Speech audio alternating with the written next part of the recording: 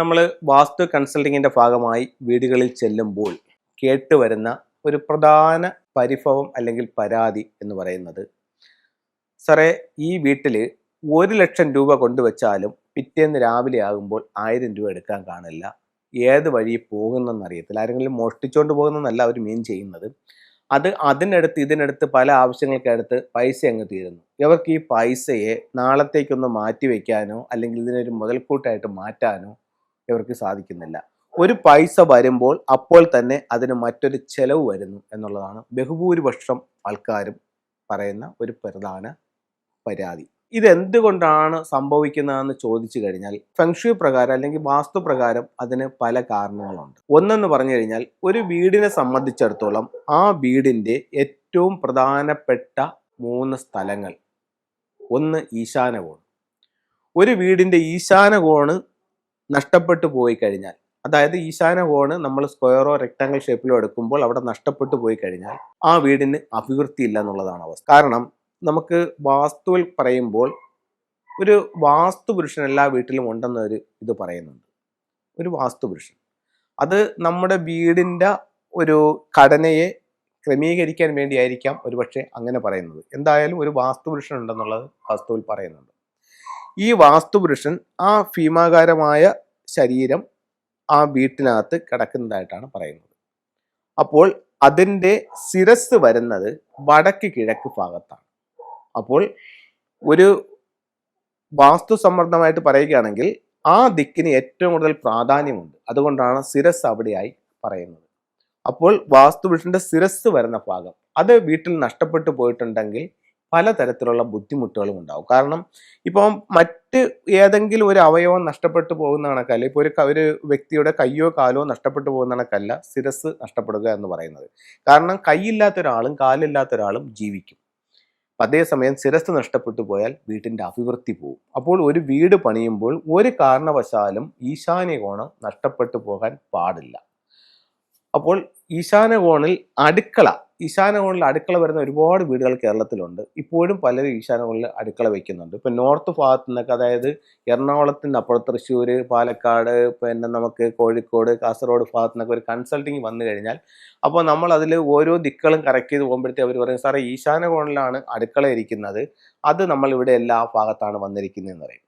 അപ്പോൾ ഈശാനകോണിൽ അടുക്കള ഉള്ള ഒരു 10 വീട് നിങ്ങൾ എടുത്തു നോക്കൂ. ഈ 10 വീട്ടിലും സ്വർണ്ണാഭരണങ്ങൾ അവിടെ വാഴുന്നുണ്ടോ അല്ലെങ്കിൽ സ്വർണ്ണാഭരണങ്ങൾ അവർക്ക് കൈവശമുണ്ടോ, അത് ഒന്ന് നോക്കിക്കഴിഞ്ഞാൽ ഭൂരിഭാഗം വീട്ടിലും സ്വർണം കയ്യിലില്ല. അത് വിറ്റോ പണയം വെച്ചോ പോകുന്ന ഒരു അവസ്ഥയുണ്ട്. അത് വടക്കെന്നല്ല, എവിടെ ആയാലും അത് സംഭവിക്കും. അപ്പോൾ അത്തരത്തിലുള്ള ഒരു നഷ്ടം. അതേപോലെ തന്നെ വിദ്യാഭ്യാസം. ഇപ്പം നിങ്ങൾ ഈ പറയുന്ന കാര്യങ്ങളെല്ലാം ഇപ്പോൾ ആരുമായിട്ടൊരു തർക്കത്തിനോ ഒന്നിനും ഞാൻ തയ്യാറല്ല. ഇപ്പോൾ നിങ്ങൾ ഈ പറയപ്പെടുന്ന കാര്യങ്ങൾ നിങ്ങളുടെ ജീവിതവുമായി തട്ടിച്ചു നോക്കുമ്പോൾ ശരിയാണോ അല്ലയോ, ഇതിനകത്ത് ഞാൻ പറയപ്പെടുന്ന ടൂൾസുകളോ അല്ലെങ്കിൽ ഞാൻ പറയപ്പെടുന്ന കാര്യങ്ങളോ നിങ്ങളുടെ ജീവിതത്തിൽ അപ്ലൈ ചെയ്ത് നോക്കുമ്പോൾ നിങ്ങൾക്ക് റിസൾട്ട് ഉണ്ടോ, ഇത് രണ്ടുമാണ് ഇവിടുത്തെ പ്രധാന കാര്യങ്ങൾ. അപ്പോൾ അത് രണ്ടും നിങ്ങൾ നോക്കിയാൽ മാത്രം മതിയാവും. അപ്പം നിങ്ങൾക്ക് അതിനെ ഉൾക്കൊള്ളാമെങ്കിൽ ഉൾക്കൊള്ളുക, അല്ലെങ്കിൽ നിങ്ങൾ പാടെ തള്ളിക്കളഞ്ഞോളൂ. ഇപ്പോൾ നമ്മൾ ഈ പറയുന്ന കാര്യങ്ങൾ യൂട്യൂബിനകത്ത് 10 വീഡിയോ 100 വീഡിയോ കണ്ടിട്ട് കാര്യമില്ല. ഈ പറയുന്ന കാര്യം ഒന്നുകിൽ നിങ്ങളൊരു ഫെങ്ഷുയി കൺസൾട്ടന്റിനെ വിളിച്ച് കൺസൾട്ട് ചെയ്യണം, എന്നിട്ട് അവരുടെ നിർദ്ദേശപ്രകാരം കറക്ഷൻ ചെയ്യണം, നിങ്ങൾക്ക് മാറ്റം ഉണ്ടാവും. അതല്ലെങ്കിൽ ഈ പറയപ്പെടുന്നതായിട്ടുള്ള ഏതെങ്കിലും ടൂളുകളോ ചിത്രങ്ങളോ രൂപങ്ങളോ നിങ്ങളൊന്ന് പരീക്ഷിച്ച് നോക്കണം. ഇത് പറയുന്നതിൽ എന്തെങ്കിലും ഒരു വാസ്തവമുണ്ടോ, ഇത് ഞാൻ ചെയ്യുമ്പോൾ എനിക്ക് എന്തെങ്കിലും റിസൾട്ട് കിട്ടുന്നുണ്ടോ, അങ്ങനെ ചെയ്യുക. പിന്നെ നമ്മൾ പറഞ്ഞു വന്ന പോയിന്റ് എന്ന് പറഞ്ഞു കഴിഞ്ഞാൽ സമ്പത്ത് വീട്ടിൽ നിൽക്കുന്നില്ലാത്തതിൻ്റെ ഒരു പ്രധാന കാരണം ഫെങ്ഷുയി പ്രകാരം സമ്പത്തിന്റെ ദിക്കെന്ന് പറയുന്നത് സൗത്ത് ഈസ്റ്റ് എന്ന് പറയുന്ന അഗ്നിക്കോണാണ്. ഈ അഗ്നിക്കോണിൽ നമുക്കൊരു ടോയ്ലറ്റോ ഒരു സെപ്റ്റിക് ടാങ്കോ ഒരു വേസ്റ്റ് വാട്ടറിന്റെ കുഴിയോ അതല്ലെങ്കിൽ അവിടെ മിസ്സിങ്ങോ വന്നു കഴിഞ്ഞാൽ സാമ്പത്തിക പ്രശ്നം ഉണ്ടാവും. ഇനി സാമ്പത്തിക പ്രശ്നം നിൽക്കാതെ നഷ്ടപ്പെട്ടു പോകുന്നതിൻ്റെ മറ്റൊരു റീസണായിട്ട് വാസ്തുവിൽ കണക്കാക്കുന്നത് കന്നിമൂലയാണ്. കന്നിമൂല നിങ്ങൾക്ക് മിസ്സിങ് ആയിട്ടുണ്ടോ, വീട്ടിൽ പൈസ നിൽക്കാതെ നഷ്ടപ്പെട്ടു പോകാനുള്ള സാധ്യത വളരെ കൂടുതലാണ്. അതേപോലെ തന്നെ കന്നിമൂല എന്ന് പറയുമ്പോൾ വളരെ ഇമ്പോർട്ടൻ്റ് ആയിട്ടുള്ള ഒരു ഏരിയയാണ്. അവിടെ വരുന്ന ഓരോ പ്രശ്നങ്ങളും വളരെ രൂക്ഷകരമായി നമ്മുടെ ജീവിതത്തെ ബാധിക്കും. ഇപ്പോൾ കന്നിമൂല ഭാഗത്ത് നിങ്ങൾക്കൊരു സെപ്റ്റിക് ടാങ്കോ അല്ലെങ്കിൽ കന്നിമൂല ഭാഗത്ത് നിങ്ങൾക്കൊരു ടോയ്ലറ്റോ അല്ലെങ്കിൽ ഒരു മിസ്സിങ്ങോ വന്നു കഴിഞ്ഞാൽ ഗൃഹനാഥയ്ക്ക് ആരോഗ്യ സംബന്ധമായിട്ടുള്ള പ്രശ്നങ്ങൾ ഉണ്ടാകുമെന്ന് ഫുങ്ഷുയിൽ പറയുന്നുണ്ട്. അതുപോലെ തന്നെ കുടുംബത്തിൽ ഭാര്യയും ഭർത്താവും നിങ്ങൾ കലഹങ്ങൾക്കുള്ള സാധ്യത ഉണ്ടാകുമെന്നും വിവാഹപ്രായം എത്തിയ മക്കൾക്ക് ഒത്തിരി ആലോചനകൾക്ക് ശേഷം ഈ വിവാഹം നടക്കാനുള്ള സാധ്യത ഉള്ളെന്നും വാസ്തുവിൽ ഫെങ്ഷുയിൽ പറയുന്നുണ്ട്. അപ്പോൾ കന്നിമൂല, സൗത്ത് ഈസ്റ്റ് അഗ്നികോൺ ഇത് രണ്ടും വളരെ ശ്രദ്ധിക്കുക.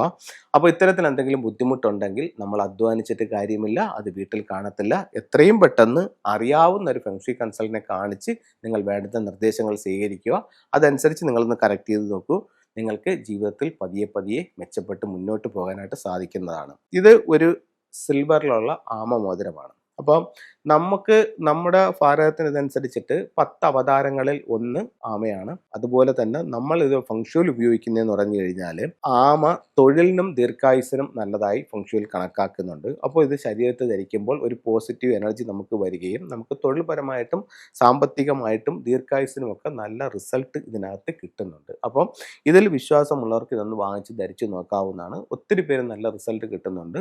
രത്നങ്ങളും ഉപരത്നങ്ങളും ഉണ്ട്. ഇപ്പൊ ഈ കിടക്കുന്നതെന്ന് പറഞ്ഞു കഴിഞ്ഞാൽ ഇത് നവരത്ന മോതിരമാണ്. ഇപ്പൊ ഇതിനകത്തുള്ള രത്നങ്ങളെല്ലാം രത്നങ്ങളാണ്. ഇതെന്ന് പറയുന്നത് ഉപരത്നങ്ങളാണ്. ഒരു ആളിൻ്റെ നിർദ്ദേശപ്രകാരം നമ്മൾ ചെയ്തു വെച്ചിരിക്കുന്നതാണ്. ഇപ്പം ഇത് അവർക്ക് ധരിക്കാൻ വേണ്ടിയിട്ട് അവരുടെ അളവനുസരിച്ച് ചെയ്തിരിക്കുകയാണ്. ഇതിനകത്ത് നമുക്ക് ഓറഞ്ച് ഉണ്ട്, ഗ്രീൻ ജേഡ് ഉണ്ട്, റോസ് ഉണ്ട്, ടൈഗർ ഐ ഉണ്ട്, പിന്നെ വൈറ്റ് ഉണ്ട്. അപ്പം വിദ്യാഭ്യാസം, ആരോഗ്യം, സമ്പത്ത്, എപ്പോഴും നല്ല ആക്റ്റീവായിട്ട് നിൽക്കുക, പിന്നെ അങ്ങനെയുള്ള കാര്യങ്ങൾക്കായിട്ട് ഈ സ്റ്റോൺസ് ഉപയോഗിക്കാം. ഓരോ സ്റ്റോൺസും ഓരോ ഉപയോഗങ്ങളാണ്.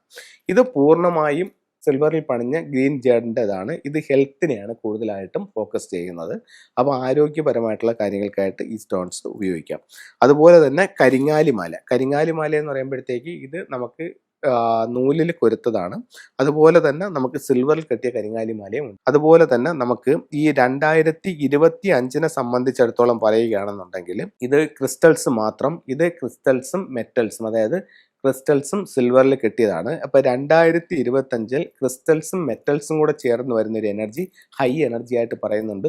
ഒരുപാട് നല്ല റിസൾട്ട് ഇതിൽ കിട്ടുമെന്ന് ഫെങ്ഷു മാസ്റ്റേഴ്സ് പറയുന്നുണ്ട്. അപ്പോൾ ഇത്തരത്തിലുള്ള ഒരു ബ്രേസ്ലെറ്റ് നിങ്ങൾ ഈ വർഷം ധരിക്കുന്നത് ഒരുപാട് പോസിറ്റീവ് ആയിട്ടുള്ള റിസൾട്ട് നിങ്ങൾക്ക് കിട്ടാനായിട്ട് നല്ലതാണ്.